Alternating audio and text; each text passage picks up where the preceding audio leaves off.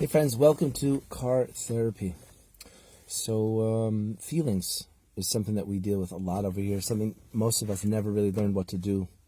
Over the years we kind of stumbled into something, figured it out, came up with some understanding, what do I do when I feel? But it's not working for us. We need some time to really contemplate. We're stuck in patterns. We've been reacting and dealing and on the run and just, winging it, for years and for decades, starting with being a little kid in a home and in a certain emotional environment, kind of on our own, trying to figure it out. Parents had their own emotional baggage they're working through, and they create a home environment, and we're in it and kind of in our own headspace and on our own with our feelings, dealing with siblings, school, friends, just trying to find we don't really know, and nobody really educates. Really says like, oh, this is what you do with a feeling. So a lot of the work here is it's like, okay, what do I do when I feel?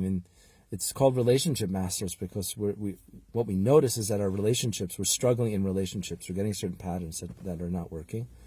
And from there, I guide us all to say, well, I'm the one constant in all these relationships, so let me look inside. Well, okay, that's the work. And what do I do? Well, okay, there's two parts to me inside for sure. There's an adult part and a child part. That child part's been with me forever. And it's that kid's part that has all these uncomfortable feelings. So okay, now I'm making some sense. There's outer space, the space between me and other people and interactions that go on. And then there's the inner space that I want us all to start hanging out in more. This is why mindfulness and meditation has become really popular.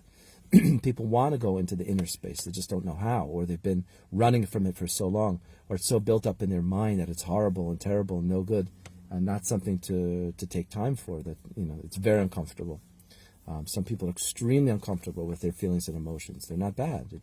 That's where they are. That's what they're holding. And so we've come up with a lot of associations. If you notice, when do you go for a cup of coffee, right?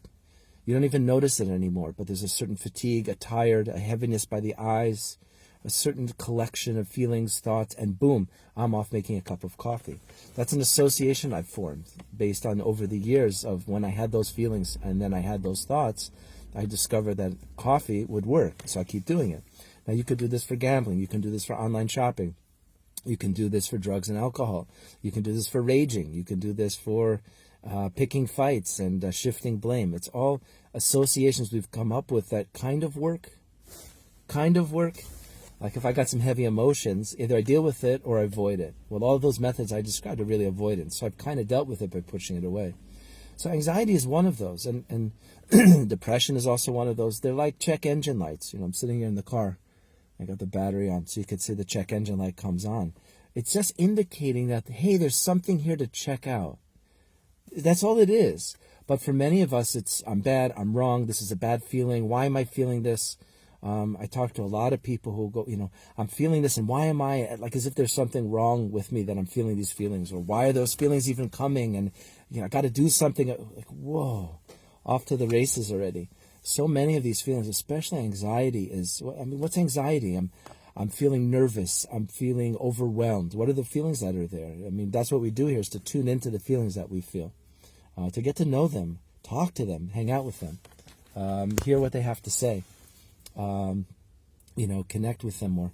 And anxiety is one of them. That my inner kid is feeling insecure, unsafe, not stable, overwhelmed, concerned, fearful, frightened.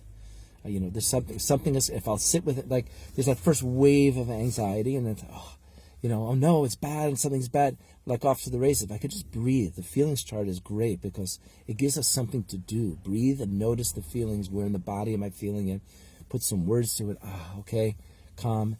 And think deeper, like, what just triggered all that? Okay, and now we're talking. Now you're getting into it. Now you're talking to your inner kid.